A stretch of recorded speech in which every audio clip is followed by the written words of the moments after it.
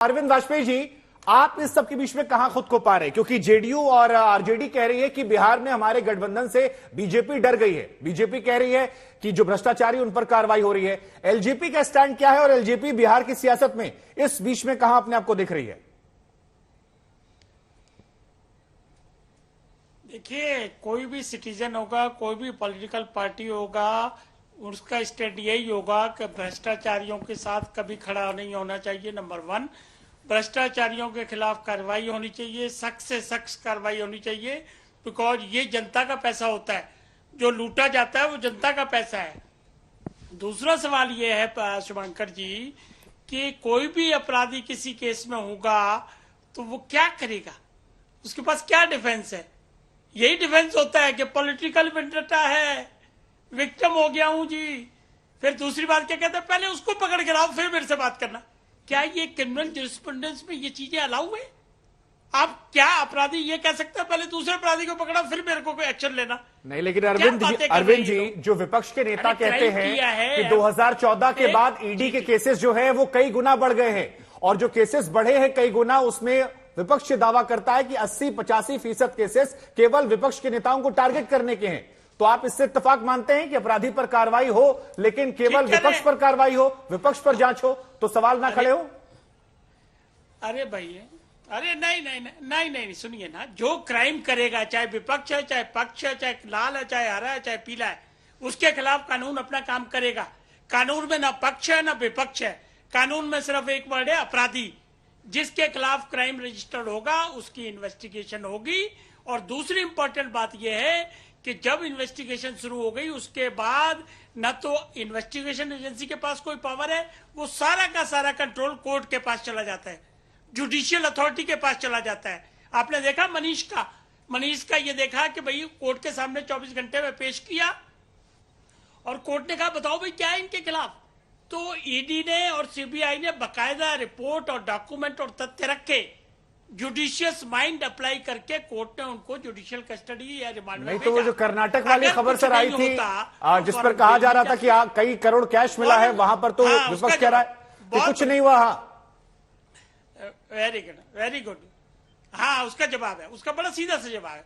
देखिए, कर्नाटक में जिस एमएलए के लड़के के खिलाफ पैसे की रिकवरी हुई वो एक्टिव था, उसने लॉ में जो रेमेडी अवेलेबल थी फॉरेन कोर्ट चला गया और वहां से एंटीसिपेटरी बेल करा दी, जो इनको भी अवेलेबल है। यही से सवाल सर निकल रहा है, यहीं से गए थे ना बात। संजय टाइगर जी, देखिए अब यहीं से सवाल आ रहा है कि एक व्यक्ति जिसे घर करोड़ों कैश मिला उसे जमानत मिल जाती है, लेकिन फिर दिल्ली में देखते हैं हम कि सीबीआई की जमानत खत्म होती है, वो वहां से पहुंच जाते हैं ईडी के पास। अब सवाल यह है कि जिन पर कानून का पालन करवाने की जिम्मेदारी है, अगर उनकी निष्पक्षता को लेकर सवाल हो रहा है, और इसी पैनल में देखिए बार बार कहा गया, इसलिए फिर से एक बार नाम ले रहा हूं, नारायण राणे, शुभेंदु अधिकारी, हेमंत शर्मा, येदियुरप्पा, प्रताप सरनाइक, ऐसे कई नेताओं के नाम लिए जा रहे हैं जो बीजेपी में जब शामिल हुए तो उसके पहले जो जांच चल रही थी वो खत्म हो जाती है, और विपक्ष बार बार कह रहा है कि आप लोग के यहां कोई वॉशिंग मशीन है जिसमें जो जाता है वो धुल जाता है। लालू जी नहीं गए, इसलिए आप लोग उनके लगातार पीछे पड़े हैं, वरना देश में कई और भी नेता हैं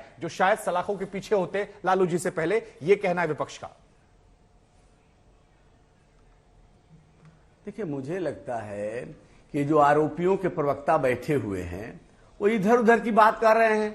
हसुआ के ब्याह में खुरपी का गीत गाना हमारे यहाँ एक मुहावरा है, उसको चर्चात कर रहे हैं। आप बताइए कि लैंड फॉर जॉब मामले की जांच की मांग किसने की थी? दिवंगत शरद यादव जो जदयू के राष्ट्रीय अध्यक्ष थे और ललन सिंह जी, ये लोग सीबीआई के पास साक्ष्य सबूत देने गए थे, प्रधानमंत्री मनमोहन जी से आग्रह किया था। अब ये कह रहे हैं कि देर क्यों हो रही है? तो देखिए, जो कानूनी प्रक्रिया है, न्यायिक प्रक्रिया है, उसमें कई पेच हैं। अब अदालतों में कई मामले लंबित है, वर्षों से पेंडिंग पड़ा हुआ है, तो क्या आप न्यायालय पर सवाल खड़ा करेंगे? और केवल सीबीआई और ईडी का मामला नहीं है, जब ये चुनाव हारते हैं तो चुनाव आयोग पर सवाल खड़ा करते हैं। संजय जी, सवाल न्यायालय पर नहीं आ रहा है, जो आरोप लग रहा है वो एजेंसी पर लग रहा है। विपक्ष कह रहा है कि एजेंसियों का दुरुपयोग किया जा रहा है, न्यायालय पर कोई सवाल नहीं खड़े कर रहा है। मैं तो यही कह रहा हूं कि आप सवाल यही कह रहे हैं कि देर क्यों हो रही है, इतने देर क्यों हो गई? तो एक विहित प्रक्रिया है, आरोपी पक्ष के पास भी पूरा अधिकार होता है कि उसके खिलाफ अदालतों में जाए, अपना पक्ष रखे। तो मैं पूछना चाहूंगा कि लैंड फॉर जॉब मामले में आखिर लोगों ने अपनी करोड़ों की संपत्ति कौड़ी के भाव लालू परिवार को क्यों दे दिया? तेजस्वी यादव 29 वर्ष की उम्र में 22 परिसंपत्तियों के मालिक कैसे हो गए? पटना में कितने करोड़ का, 500 से ज्यादा करोड़ का मॉल कैसे बन रहा था? लोग इनको जमीन क्यों गिफ्ट कर रहे हैं? आपके यहां से सोना पकड़ा जा रहा है किलो के भाव में, करोड़ों रुपया नकदी पकड़ा जा रहा है, डॉलर पकड़ा जा रहा है, कहां से आया? आपको जवाब देना होगा। अख्तरुल इस्लाम साहब, बात करने से जान ये नहीं सवाल बचने आपसे वाली है। पूछा जा रहा है कि भाई आप आरोप लगा ले, वो बात ठीक है, लेकिन मैं पूछता हूं, देखिए ठीक है, मैं जवाब ले एक बात और देखिए, एक बात और खत्म करता हूं जी। मैंने पहले भी कहा कि लालू यादव आदतन भ्रष्टाचारी हैं। जेल जब पहली दफा गए थे चारा मामले में, तो न हम केंद्र में थे न राज्य सरकार में थे, क्यों जेल चले गए?